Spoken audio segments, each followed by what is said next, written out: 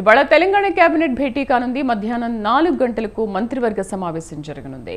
ఎన్నికల కోడ్ ఉండడంతో ప్రభుత్వం కేబినెట్ భేటీపై 2 రోజుల క్రితమే ఈసీకి సమాచారం ఇచ్చింది. అయితే ఇప్పటి వరకు కేంద్ర ఎన్నికల సంఘం నిర్ణయం ప్రకటించలేదు. మధ్యాహ్నం వరకు ఈసీ అనుమతి వస్తుందని అంటున్నారు.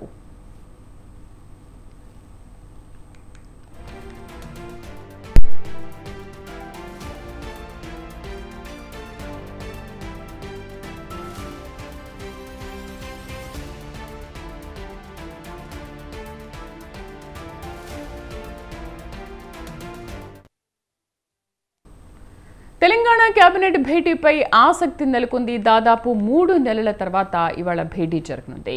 మార్చిలో పార్లమెంట్ ఎన్నికల షెడ్యూల్ విడుదలతో ఎన్నికల ప్రవర్తన నియమావళి అమల్లోకి వచ్చింది. అప్పటి నుంచి కీలక నిర్ణయాలు తీసుకోవడంలో ఎన్నో ప్రతిబంధకాలు ఎదుర్కొన్న ప్రభుత్వం రాష్ట్రంలో ఎన్నికలు ముగియడంతో పాలనపై దృష్టి పెట్టింది. దీంతో ఇవాళ జరిగే మంత్రిమండలి సమావేశంపై రాష్ట్ర వ్యాప్తంగా ఆసక్తి నెలకొంది.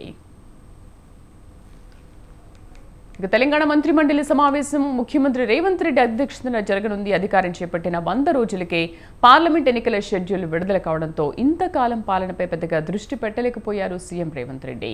ఇప్పుడు ఎన్నికల ప్రక్రియ ముగియడంతో సచివాలయంలో మంత్రిమండలి సమావేశం ఏర్పాటు చేశారు.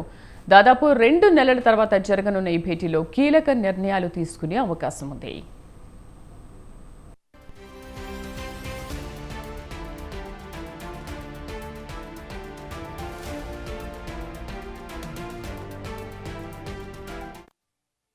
అకాల వర్షాలు, రైతు రుణమాఫీ, మేడిగడ్డ, అన్నారం బ్యారేజీల కుంగుబాటుతో పాటు రాష్ట్ర ఆవిర్భావ దినోత్సవాలపై కేబినెట్ భేటీలో ప్రత్యేకంగా చర్చ జరిగే అవకాశం ఉన్నట్లుగా తెలుస్తోంది.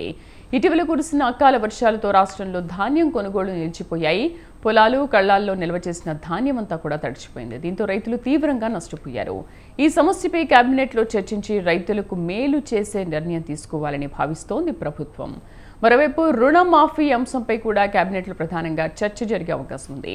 ఆగస్టు 15లోగా రుణమాఫీ చేస్తానని ఇప్పటికే సీఎం హామీ ఇచ్చారు. కాంగ్రెస్ ఎన్నికల హామీ అయిన 2 లక్షల రూపాయల రైతు రుణమాఫీపైన మంత్రి మండలిలో చర్చించనున్నారు. రుణమాఫీపై పార్లమెంట్ ఎన్నికల్లోనూ మాట ఇచ్చినందుకు ఆగస్టు 15లోగా రుణమాఫీ సాధ్యాసాధ్యాలను చర్చించనున్నారు. ప్రత్యేక కార్పొరేషన్ ఏర్పాటు చేసి దాని ద్వారా ప్రభుత్వ గ్యారంటీ రుణం తీసుకుని రైతులకు ఏకకాలంలో రుణ విముక్తి కల్పించాలని ప్రభుత్వం ఆలోచిస్తోంది.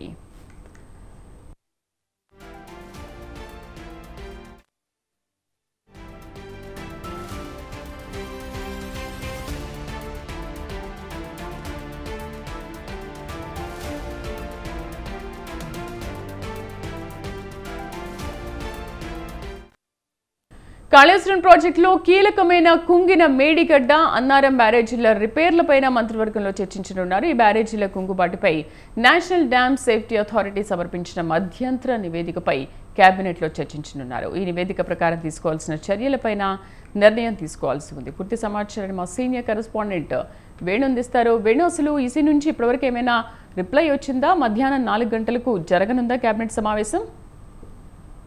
ముఖ్యమంత్రి రేవంత్ రెడ్డి ఈ రోజు కేబినెట్ సమావేశం నిర్వహించాలని చెప్పి నిర్ణయించడం జరిగింది. ఇక ముఖ్యంగా ఈ రోజు సమావేశానికి సంబంధించి ఇప్పటికే ఏదైతే ఈ కేబినెట్ సమావేశానికి సంబంధించి ఎన్నికల కోడ్ ఉన్న దృష్ట్యా 2 రోజుల క్రితమే సీఓకి సమాచారం ఇచ్చింది రాష్ట్ర ప్రభుత్వం. ఈసీ అనుమతి ఇస్తేనే కేబినెట్ సమావేశం ఉంటుంది, లేదంటే మంత్రులతో సమీక్షా సమావేశం కొనసాగే అవకాశం ఉంది. ఒకవైపు లోక్సభ ఎన్నికల కోడ్స్ కొనసాగుతున్న నేపథ్యంలో ప్రభుత్వం వినతిపై ఇప్పటి వరకు ఎలాంటి నిర్ణయం తీసుకోలేదు ఇక్కడ ఉన్నటువంటి సీఈఓ వికాస్ రాజ్. ఇక కేంద్ర ఎన్నికల కమిషన్ నుండి అనుమతి కోసం వెయిటింగ్ చేస్తున్నారు. మధ్యాహ్నం వరకు ఈసీ అధికారుల నుండి అనుమతి వస్తుందని చెప్పి కూడా ఆశాభావం వ్యక్తం చేస్తున్నాయి సీఎంఓ వర్గాలు.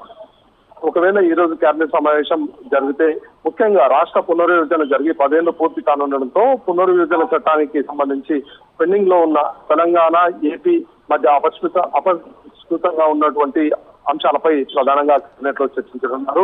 ఇక మరోవైపు ఎన్నికల్లో హామీ ఇవ్వడం జరిగింది. ఆగస్టు 15 లోపు రైతుల రుణమాఫీ చేసి తీరాలని చెప్పి ఇప్పటికే ప్రభుత్వం ఒక నిర్ణయం తీసుకుంది ముఖ్యమంత్రి.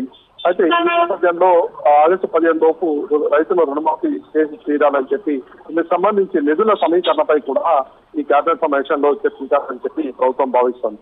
ఇక మరోవైపు ధాన్యం కొనుగోలు పురోగతి సమీక్షించి వచ్చే ఖరీఫ్ పంట ప్రణాళికపై కూడా చర్చించే అవకాశం ఉంటుంది. ఇక రాష్ట్ర ఆదాయం పెంచుకునే దిశగా వనరుల సమీకరణ అలాగే ఆదాయం పెంపు లాంటి అంశాలు కూడా ఈ క్యాబినెట్ లో చర్చించే అవకాశం ఉంది. ఇక మరోవైపు ఇరిగేషన్ డిపార్ట్మెంట్ సంబంధించి కుంగిపోయిన మేడిగడ్డ అన్నారం బ్యారేజీల రిపేర్లకు సంబంధించి నేషనల్ డ్యామ్ సేఫ్టీ అథారిటీ ఇటీవలే మధ్యంతర నివేదిక అందించడం జరిగింది. ఈ నివేదికలోని సిఫారసులను తదుపరి చేపడాల్సిన అంశాలపై కూడా చర్చించే అవకాశం ఉంటుంది. ఇక మరోవైపు జూన్ నుంచి కొత్త విద్యా సంవత్సరం ప్రారంభమవుతోంది. స్కూళ్లు కాలేజీల ప్రారంభానికి ముందే అవసరమైన సన్నాహక చర్యలు చేపట్టాలని చెప్పి ముఖ్యమంత్రి నిర్ణయించారు. ముఖ్యంగా విద్యార్థుల నమోదు, పాఠ్య పుస్తకాల పంపిణీ, యూనిఫామ్లు తదితర అంశాలపై కూడా చర్చించనున్నారు. మొత్తంగా ఈసీ నుండి అనుమతి వస్తే ఈ రోజు 4 గంటలకు క్యాబినెట్ సమావేశం జరిగే అవకాశం ఉంది. వేణు, ఇలా చాలా అంశాలు పెండింగ్ లో ఉన్నాయి. ముఖ్యంగా రైతు రుణమాఫీ కోసం రైతులు చాలా ఆతృతగా ఎదురు చూస్తున్నారు. ఈ టైంలో నిజంగా ఈసీ నుంచి అంటే వీలైనంత తొందరగా అనుమతి లభించే అవకాశాలు కనిపిస్తున్నాయా? ముఖ్యంగా ఒకవైపు రైతు సమస్యలు ఉన్నప్పటికీ ఈ రోజు జరిగే కేబినెట్ సమావేశంలో కొత్తగా నిర్ణయాలు తీసుకునే అవకాశం లేదు. అయితే ఏవైతే ప్రస్తుతం అమలవుతున్నటువంటి ఏదైతే స్కీమ్స్ ఉంటాయో వాటికి సంబంధించి నిర్ణయం తీసుకునే అవకాశం ఉంది. అయితే ఇందుకు సంబంధించి రైతు రుణమాఫీ సంబంధించి క్యాబినెట్ లో చర్చిస్తారు, కానీ వెంటనే నిర్ణయం ప్రకటించే అవకాశం ఉండదు. అయితే ఇప్పటికే ముఖ్యమంత్రి ఆగస్టు 15లోగా మేము ఈ రుణమాఫీ అమలు చేస్తామని చెప్పి కూడా చెప్పడం జరిగింది. అయితే ఈ రోజు కొత్త నిర్ణయాలు తీసుకునే అవకాశం ఉండదు. ఎందుకంటే ఫలితాలు వచ్చాక జూన్ 6వ తారీఖు వరకు కూడా ఎన్నికల కోడ్ ఉంటుంది. కాబట్టి కొత్త నిర్ణయాలు తీసుకునే అవకాశం ఉండదు. ఉన్నటువంటి ప్రస్తుతం అమలవుతున్న స్కీమ్స్ అలాగే ప్రస్తుతం రాష్ట్రంలో ఏదైతే పరిస్థితులు ఉన్నాయో వాటిపై చర్చించే అవకాశం ఉంటుంది. మరోవైపు అకాల వర్షాలు సంభవిస్తున్న నేపథ్యంలో ఇప్పటికే రైతులు ధాన్యాన్ని అమ్ముకునేందుకు రెడీ అయ్యారు. కాబట్టి వారికి ఎలాంటి నష్టం వాటిల్లకుండా ఆ పంటను అమ్ముకునేందుకు తీసుకోవాల్సిన చర్యలు ఇలాంటి అంశాలపైన మాత్రం నిర్ణయం తీసుకునే అవకాశం ఉంటుంది.